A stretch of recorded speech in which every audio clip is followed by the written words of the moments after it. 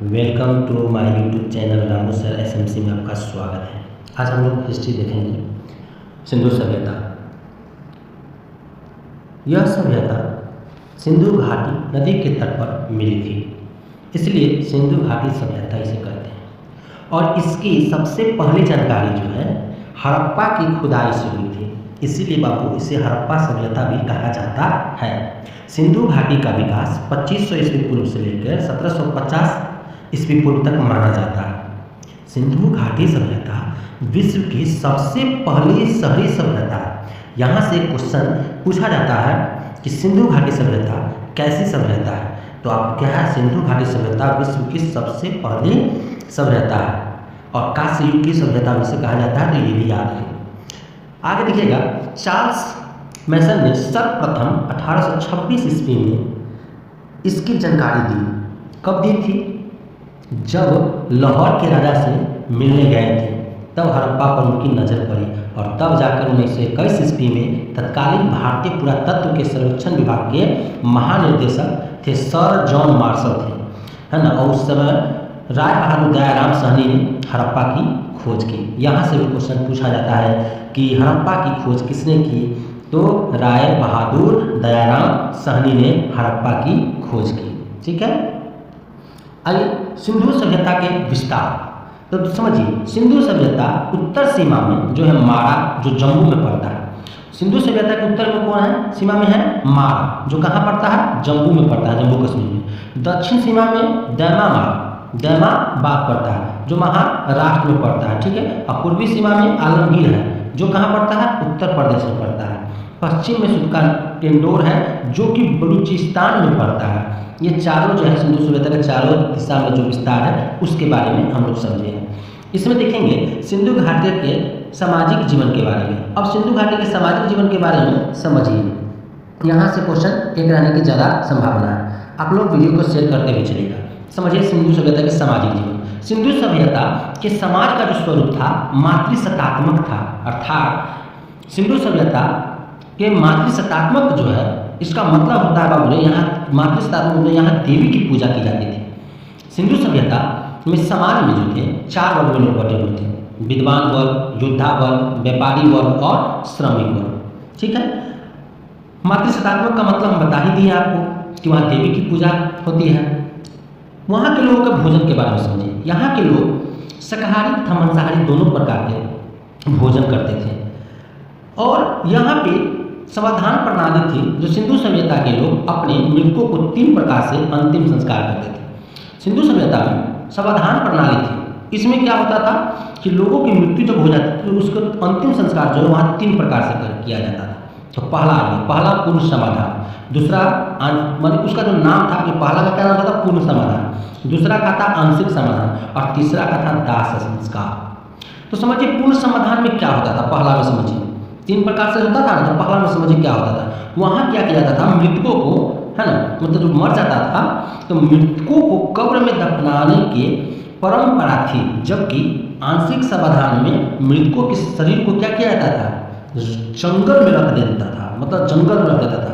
और जब उसको पशु पक्षी उसके मांस को खा लेते थे तो हड्डियों को दफना देता था। ये किसमें था, आंशिक में, जो कि संस्कार 3 प्रकार के थे। तो आंशिक क्या था, दूसरा, पहला कौन था, पूर्ण समाधान, और तीसरा जो था उनका, उसमें क्या होता था कि जो हम लोग को अभी अपनाते हैं, जिसको हम लोग कहते हैं दाह संस्कार। तीसरा दाह संस्कार, जैसे मृतकों को, मरे हुए लोगों को जला देते हैं। हम लोग जो आजकल समाज में जो तीसरा वाला को फॉलो करते हैं, माने हम लोग उसी को लेकर चल रहे हैं, है ना। कोई भी मरता है तो हम लोग क्या करते हैं, उसको जला देते हैं, है ना। तो ये तीनों याद रखेंगे। नेक्स्ट में देखेंगे वहाँ के नगर नियोजन। तो सिंधु सभ्यता के नगर विश्व के प्राचीनतम सुनियोजित नगर है और हड़प्पा और मोहनजोदड़ो के निर्माण में सामान्यतः इसमें जो है ना, जो हड़प्पा और मोहनजोदड़ो के निर्माण में हमेशा पक्की ईंट का प्रयोग किया जाता है। सिंधु सभ्यता में जो मकान के दरवाजे होते थे वह लोग मुख्य रूप से सड़कों पर खुलता था, मतलब जैसे हम लोग का दरवाजा है, क्या सड़क जिस साइड है उस साइड खुलता है। लेकिन सिंधु सभ्यता में ऐसा नहीं था। क्या है कि सड़कों के पीछे की ओर गलियों में खुलता था, मतलब घर के दरवाजे सड़क की ओर न होकर पीछे होते थे। लेकिन इसमें एक क्वेश्चन यहाँ से आता है, आप लोग याद रखिएगा कि लोथल एक ऐसा जगह था जहाँ की दरवाजा आगे की ओर खुलता था, है ना, मतलब सड़क की ओर दरवाजा सब खुलता था। तो ये अपवाद में है, इसको याद रखिएगा, यहाँ से कई बार क्वेश्चन आ चुका है। समझिएगा कि सिंधु सभ्यता में सर्वाधिक चौड़ी जो है सड़क जो है, सबसे ज़्यादा चौड़ी जो है कहाँ से मिला था, तो मोहनजोदड़ो से प्राप्त हुआ था। और यह भी क्वेश्चन पूछा जा चुका है कि सिंधु सभ्यता में सबसे सर्वाधिक चौड़ी सड़क कहाँ से मिली थी, तो मोहनजोदड़ो से, जिसकी लंबाई कितनी थी बाबू, तो 10 मीटर थी। यहाँ पे सामान्यतः मकान में 4-5 कमरे माने देखे गए। मकान में आंगन जैसे रसोई, स्नान घर और कुछ बड़े घर जो थे उसमें शौचालय का भी प्रमाण मिला, और टंकी जो होता है ढकी हुई नालियाँ वो भी मिला। ठीक है, तो ये भी देख लिए। इसमें अब हम लोग आगे देखेंगे कि सिंधु सभ्यता के में जो प्रमुख स्थल थे मैंने कौन कौन था। तो सबसे पहले आइए हम लोग हड़प्पा के बारे में, प्रमुख स्थल कौन कौन थे सिंधु सभ्यता में। तो पहले हड़प्पा, जो 1921 ईस्वी में दयाराम साहनी ने इसकी खुदाई की थी। हड़प्पा जो है यह रावी नदी के तट पे है। यह क्वेश्चन एग्जाम में पूछ चुका है कि हड़प्पा किस नदी के तट पे है, तो हड़प्पा रावी नदी के तट पर है। वर्तमान में पाकिस्तान में स्थित है और यहाँ से निम्नलिखित वस्तुएं मिली। और यहाँ से निम्नलिखित वस्तुएं जो मिला उसमें क्या क्या चीज़ मिला था, तो श्रमिक आवास, विशाल स्नानाघर, लकड़ी का ताबूत मिला था, RS-37 कब्रिस्तान मिला था। इसमें एक बात याद रखिएगा, इस सभ्यता में से तांबे की इक्का गाड़ी और उर्वरता की देवी और कांस्य दर्पण, मछुआरे का चित्र और गरुड़ की मूर्ति, इसका भी साक्ष्य जो है वहाँ से मिला था, है ना। तो गरुड़ की मूर्ति यह कई बार पूछ चुका है, याद रखिएगा। ठीक है, तो आपसे क्वेश्चन पूछे कि हड़प्पा का खुदाई किसने करवाया था, तो दयाराम साहनी। कब करवाया था, तो 1921 ईस्वी में। यह वर्तमान में कहाँ पड़ता है, तो पाकिस्तान में। यह किस नदी के किनारे है, तो रावी नदी के तट पर। इतनी बात इसमें याद रखिएगा। कभी कभी ज़्यादातर पूछा गया क्वेश्चन है कि RS-37 कब्रिस्तान कहाँ पड़ता है, तो हड़प्पा में। ठीक है, अब आइए मोहनजोदड़ो के बारे में। मोहनजोदड़ो इसकी खुदाई जो था राखलदास बनर्जी ने किया था 1922 ईस्वी में, और यह सिंधु नदी के तट पर पाकिस्तान के सिंध प्रांत के लड़काना जिले में स्थित है। नोट में कुछ बात याद रखिएगा, जैसे मोहनजोदड़ो कभी कभी पूछ देता है कि मोहनजोदड़ो का अर्थ क्या होता है, बाबू मृतकों का टीला, है ना। तो यहाँ से भी कुछ वस्तुएं मिली थी, जैसे पुरोहित आवास, घर में कुआं, विशाल स्नानाघर, सबसे चौड़ी सड़क जो कितना थी 10 मीटर, घर में कुआं।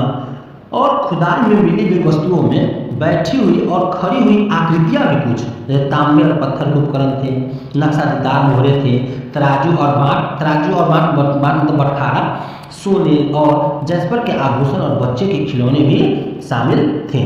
जैसे आप देख सकते हैं, है ना। मोहनजोदड़ो के बाद आइए चंद्रद्रोण। सिंधु घाटी सभ्यता की नगरीय झुकर चरण से संबंधित एक पुरातत्व स्थल है। यह क्षेत्र पाकिस्तान के कहाँ, सिंध प्रांत में, है ना, पड़ता है, जो क्या मोहनजोदड़ो से कितना 130 किलोमीटर यानी 81 मील दक्षिण में स्थित है। और यहाँ पर 4000 से 1700 ईसा पूर्व में बसा हुआ माना जाता है।